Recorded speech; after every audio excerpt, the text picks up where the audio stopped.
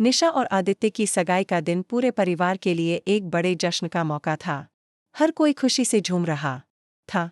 घर को फूलों और लाइट से ऐसे सजाया गया था मानो किसी राजमहल की शोभा बढ़ा रहा हो।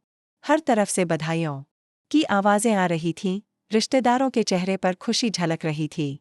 लेकिन इस चमक-धमक के पीछे एक ऐसा रहस्य छिपा था जो इस खुशी को पल भर में तबाही में बदल सकता था। नीति, जो आदित्य की बचपन की दोस्त थी, लेकिन उसके दिल में बहुत समय से एक ज़हर पल रहा था। उसे आदित्य से एकतरफा प्यार था। उसने कभी सोचा भी नहीं था कि आदित्य निशा को चुन लेगा।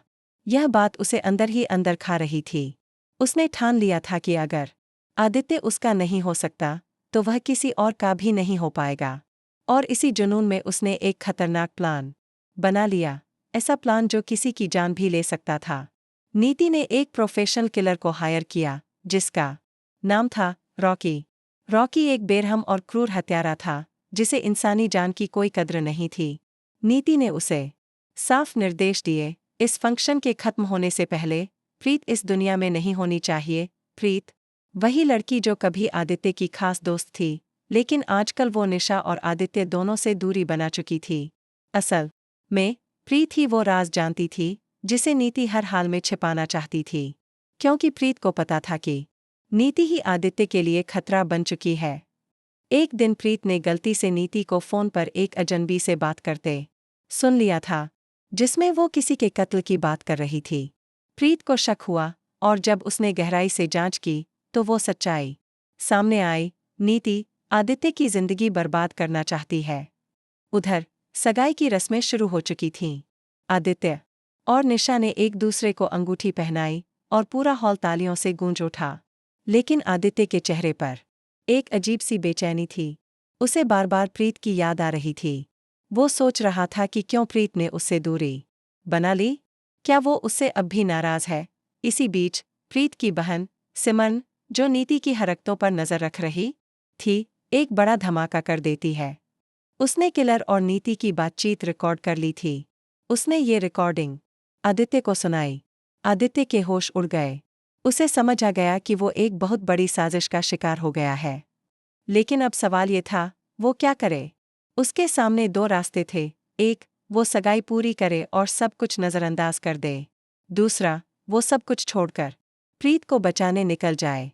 लेकिन उसे नहीं पता था कि प्रीत इस वक्त कहाँ है। उसने तुरंत अपने कुछ भरोसेमंद दोस्तों को बुलाया और उनसे कहा, मैं एक जान बचाने जा रहा हूँ।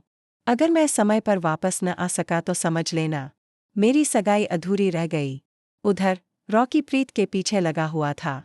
उसने उसे शहर के एक सुनसान इलाके में ट्रैक कर लिया था। लेकिन प्रीत को भनक लग चुकी थी कि कोई उसका पीछा कर रहा है। वो लगातार लोकेशन बदल रही थी और पुलिस से मदद लेने की कोशिश कर रही थी, लेकिन उसका फोन बार बार नो नेटवर्क दिखा रहा था। आदित्य ने जैसे तैसे सिमरन से लोकेशन ट्रैक करवाई और एक पुरानी फैक्ट्री की तरफ दौड़ पड़ा। वहां उसे खून के छींटों के निशान दिखे और एक टूटी चूड़ी जो प्रीत की थी। उसके दिल की धड़कन तेज हो गई। वो चिल्लाया, प्रीत, तुम कहाँ हो? लेकिन जवाब में केवल सन्नाटा था। उधर सगाई हॉल में माहौल अचानक बदल गया। निशा को जब ये पता चला कि आदित्य बिना कुछ कहे चला गया है, वो टूट गई। नीति ने मौके का फायदा उठाया और सबके सामने खुद को बेगुनाह दिखाने की कोशिश की, लेकिन सिमरन ने सबके सामने उसकी असलियत का पर्दाफाश कर दिया। ये देखिए, सिमरन चिल्लाई, इसने एक मासूम लड़की की जान लेने की साजिश की है, और वो भी सिर्फ इसलिए क्योंकि वो आदित्य से प्यार करती है।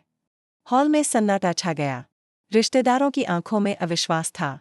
निशा रोने लगी। मुझे समझ नहीं आया कि मेरी सबसे अच्छी दोस्त मेरी ही सगाई बर्बाद करने की साजिश कर रही थी। इसी बीच फैक्ट्री में एक गोली चलने की आवाज आई। आदित्य उस तरफ भागा और देखा, रॉकी ने प्रीत को पकड़ रखा था और बंदूक उसकी कनपटी पर थी। प्रीत की आंखों में आंसू थे, लेकिन डर नहीं था। वो चिल्लाई, भाग जा आदित्य, ये तुझे भी मार देगा। लेकिन आदित्य ने हार नहीं मानी।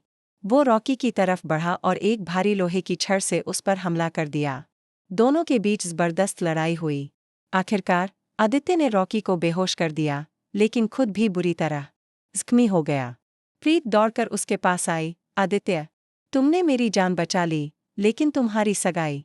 आदित्य ने उसकी आंखों में देखा और कहा, सगाई किसी और से थी, लेकिन